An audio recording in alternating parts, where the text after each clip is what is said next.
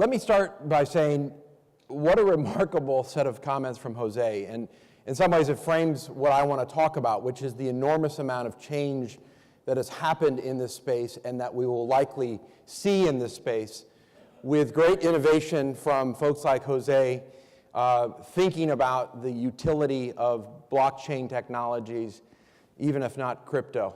5 years ago, you could have never imagined a presentation like that from a US government official. 5 years ago, I had started as a senior advisor to Coinbase, independent advisor. Coinbase, at the time, a small operation, now the largest crypto exchange operation in the United States. But 5 years ago, I remember being in the boardroom of a major global bank and having a conversation with senior executives and board members about the future of not just Bitcoin and virtual currency, but blockchain technologies.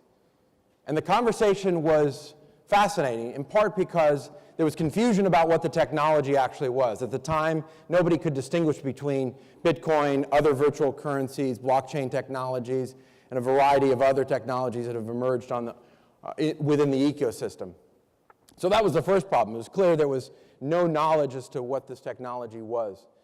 Second, there was a great deal of suspicion about what Bitcoin, virtual currencies, and the crypto economy actually was. Was it simply a Ponzi scheme? Was it a fly-by-night set of technologies? And finally, there was, at that point at least, no sense of how these technologies fit into the formal financial system or how they could operate to grow a more efficient and effective and open and transparent financial system and economy. So when I talked about this, it was like I had horns on my head. People looked at me very oddly, talking about the need and the potential for blockchain technologies in the banking world.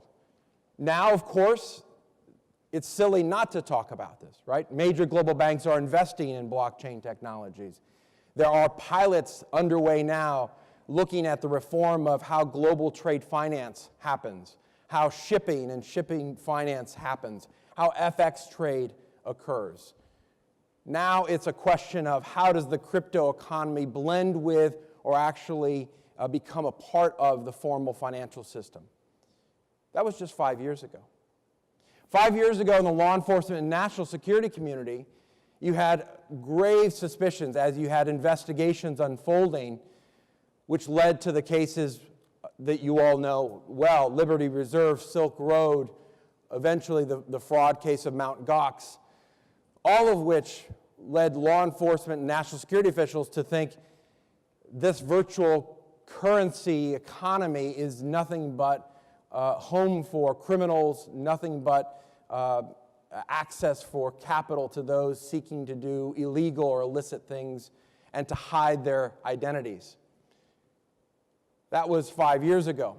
And those problems still persist. We've seen BTCE, Alphabet, other cases being brought, and those will be brought. But what's different is that law enforcement now sees the utility of using these technologies to actually track criminals. You have the FBI, IRS, CI, DEA working with wallets and companies like Coinbase to actually investigate. You have those industry leaders training law enforcement to understand how to use new technologies to actually trace transactions and build network analysis. You have units within Treasury, the Office of Foreign Assets Control, that are now looking at blockchain as a source of sanctions enforcement, finding ways to actually identify addresses and to be able to identify actors that are evading sanctions or involved in illicit activity. That was just 5 years ago. If you look at what governments are doing, again, Jose is a great example. 5 years ago, the big debate was, do virtual currencies replace fiat? And are these sort of black markets in the virtual currency crypto economy, will those overtake the legitimate economy, and should they be regulated out of business? And different countries have had different answers over time, but what's interesting is the question now isn't how do you get rid of these economies or whether or not these economies and technologies will persist. The question is, how do governments leverage them use them for precisely the kinds of innovations and efficiencies that Jose talked about. There's questions about not whether or not virtual currency will replace fiat, but whether or not sovereign governments will actually issue their own virtual currencies backed by fiat currency and assurances. You also have pockets of jurisdictions that are trying to actually capture the crypto economy. And so the Abu Dhabi Global Market, which I visited just late last year, has established its own cryptocurrency jurisdiction. Malta has done something similar, Liechtenstein, the Philippines, Estonia. Now jurisdictions aren't looking askance at this economy, but they're trying to figure out how they capture the economy, not just for internal processes, but to capture the economic benefits of the innovation itself. So just 5 years and all of this has happened. So what's happened in that time? Why the change?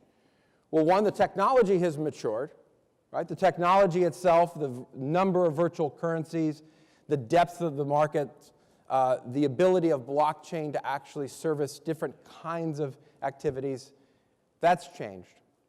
The level of knowledge has changed. Conferences like this are incredibly important to bring industry leaders, government, investors together to talk about what's happening. And so people now understand there's a difference between Bitcoin and Monero and Zcash. There's something different about privacy coins versus non-privacy coins. There's something different between private ledgers and public ledgers. There's a very big distinction between regulated markets and dark wallet-like markets that are trying to evade regulatory scrutiny. And so there's ledgers. There's maturity of the marketplace that has taken place. There's also investment that's taken place. Some of it speculative, no doubt, but this is now in the billions of dollars worth of investment that allows greater and more accelerated innovation. And so the investment field has grown to the tune of billions of dollars. And finally, I think governments have recognized that these are technologies and economies that need to be harnessed. And traditional institutions like major global banks, major shipping companies, major technology companies like IBM, Maersk on the shipping side, have realized there are real opportunities for efficiency. And also what's interesting is people have understood that these technologies can be used not just for financial transactions, but for greater efficiency around tax payment, land records, other kinds of transactions that give economies an opportunity to take an evolutionary leap of the type that we've seen, for example, in Africa or in Afghanistan, where mobile banking has overtaken the traditional banking system. And so those economies, those ecosystems that have relied on paper-based models are beginning to think, as in India, think about how the blockchain technologies can provide an evolutionary leap forward into more efficiency and cost gains. And so 5 years seems like a long time maybe in terms of what's happened in the industry, but things are accelerating quickly. What's interesting to me are the questions that arise. There's a question as to whether or not these crypto economies that have emerged in pieces and parts can actually gain scale. Part of this is a technological question, right? It's a question as to whether or not the blockchain technologies, as they emerge, can actually handle the scale and volume that's necessary to run an HHS, what's necessary to run global trade at trillions of dollars a year. Can the technology actually handle the volume and the scale that we imagine it to take? Second question is, can these technologies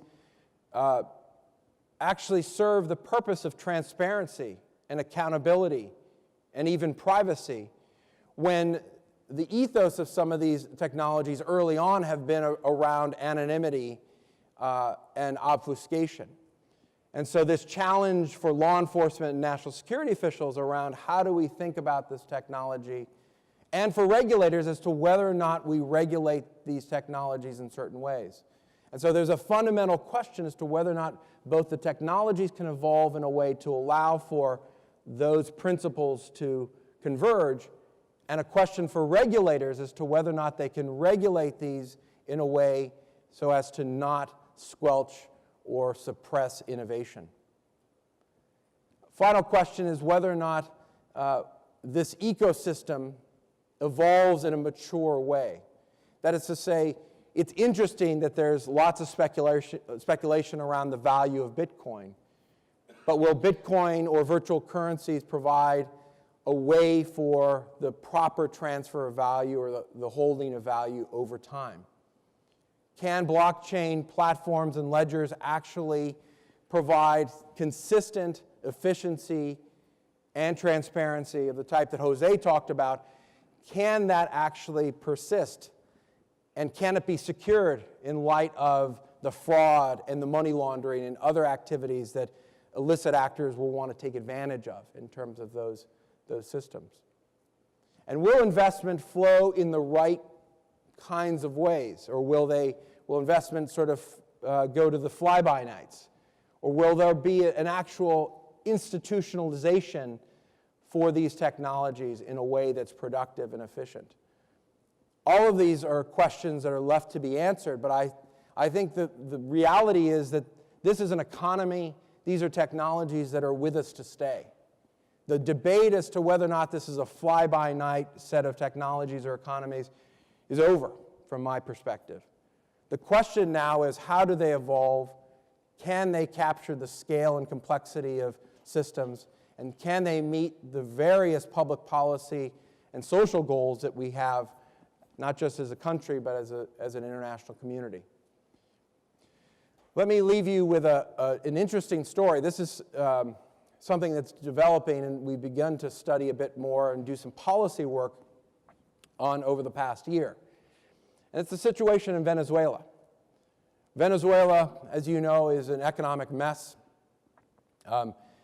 The Maduro regime has been reinstalled again, the U.S. government objecting to the reinstallation of the Maduro regime, calling it illegitimate given electoral fraud. It's a regime that's subject now to sanctions. It's a regime that's known to be corrupt. I've said publicly this is like a mafia state in many ways, where the senior leadership is involved in drug trafficking as well as other nefarious and illicit activity. And it's an economy where the currency has collapsed and the people are in need of food and aid. What's happened? Well, NGOs have tried to go in to help, but they're worried about sanctions violations. They're worried about anti-money laundering provisions. They're worried about the government co-opting their services and their investment. And they're also worried about currency exchange. They don't want what goes in to immediately lose hundreds of percent of value overnight, given the depreciation of the Venezuelan currency. So what's happened? Well, these NGOs have begun to use virtual currency as a way of getting value and medical goods and foodstuffs to the people in need. And what's emerged is you started to see virtual currency and crypto ecosystems emerge in parts of Venezuela as a fail-safe, as a way of getting goods and value into the hands of folks in an environment that is incredibly risky, incredibly in need, and where the currency itself and the economy is collapsing. So we're looking at how does this provide a case study for how the crypto economy can actually serve not just the needs of the people on the ground, but also public policy and national security goals. If the crypto economy can actually get the things that people need on the ground and can serve them, and it can do so in a way that avoids the corruption and co-optation of the regime, avoids the sanctions violations, allows for transparency, and allows for more goods and value to get in, and more assurance for donors to put money into Venezuela, that's a huge win. And so that's just one of many examples of where the crypto economy begins to provide opportunity and value, and where the potential for what the crypto economy can do is only limited by our imagination. Maybe I'll finish with this. In what I do, I advise Coinbase which is incredibly fascinating because Coinbase in many ways has shaped the crypto exchange market. At our firm, the Financial Integrity Network, we're actually investing in the crypto domain, looking at payment platforms using blockchain technologies to provide for greater financial inclusion.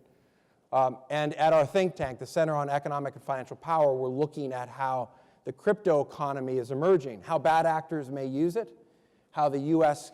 can leverage it, and how this whole domain will evolve over the years. And so, Carol, I hope I get invited back in 5 years and we can reflect back, because I think the environment will have accelerated. We'll have lots of other stories to share about where we were today and where we're going to be in 5 years.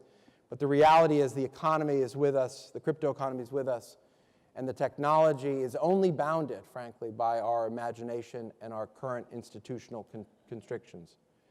So with that, thank you very much. Have a great conference. Hope you have a great day.